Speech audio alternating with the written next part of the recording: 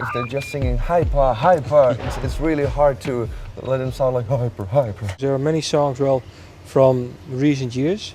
There are a few songs like "Quit Playing Games with My Heart" it's an older song, and also "Bitch" is also an older song. Why did you pick this song? I think, yeah. Bitte. I think, yeah, you know, "Bitch" is really a great song, and it's often played on German radio, for example. So it was really the typical case that we listened to the radio, and Digger came up with that idea and said, "Hey, I listen to the song every time, and what's the name again of the artist?" And it was It's Meredith Brooks. It's Meredith Brooks, right? And yeah, and we thought, hey, that would be really cool to do this song. It's a really cool melody, and okay, we have to change a little bit the lyrics.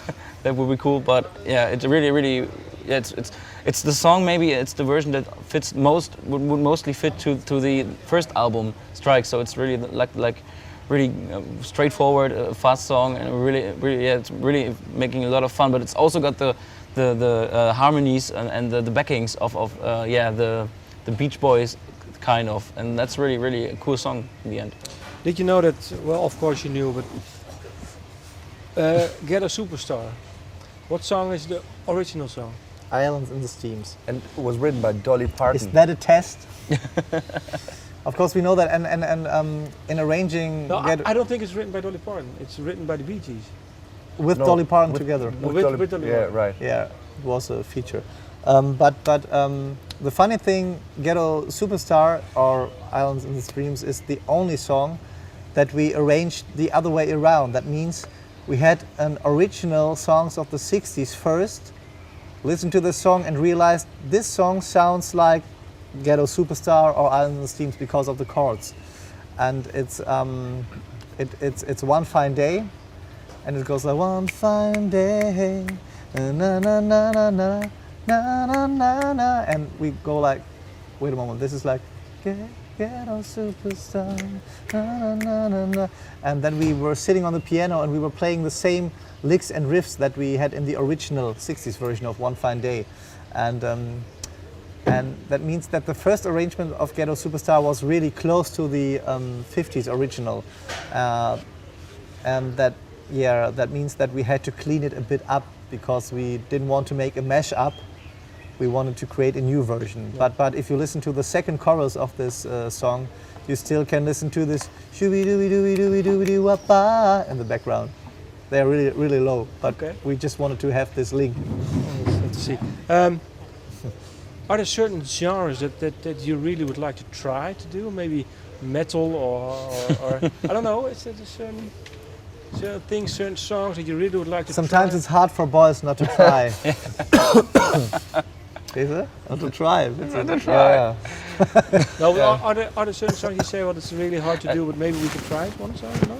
I think to take techno songs is a hard thing. We tried it once in Germany, but it wasn't really good because, you know, there was no melody. Actually, like you mentioned before, Candy Shop, or you said it before, when you listen to Candy Shop and to the verses, there is no big melody, but we have the chance to invent some choirs in it. But if you take some techno songs with no chords and no melody and just one word, like the German techno band Scooter, you know them? Yeah. And if they're just singing hyper, hyper, it's really hard to let them sound like hyper, hyper. So I think that's pretty hard. So. But maybe we could take some metal songs. Hugger. But there was this guy, you know, the guy who named himself the King.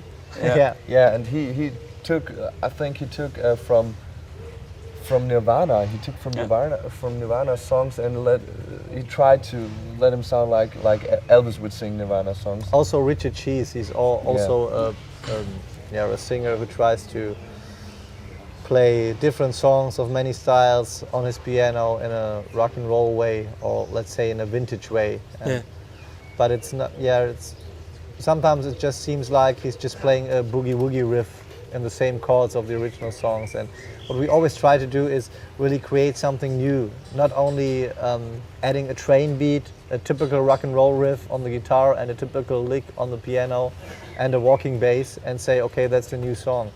We always try to make something different. That's for the reason why we added so many solo parts of the guitar on Strings and Stripes, and why we changed some chords and also some lyrics. I mean, of course we don't sing I'm not a girl, not yet a woman, because we hope that it's obvious. Not yet a woman. Yeah.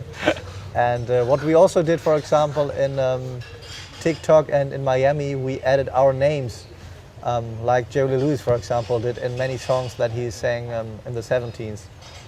Like he was changing his lyrics that he was singing before in the 50s and 60s. He sang so often, "Oh, Jerry's in the house" and all that stuff. I mean, that's Or for example, the Louis Boogie.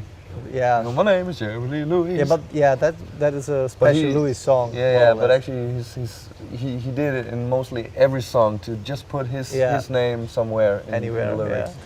Um, It's like a question. watermark. Right.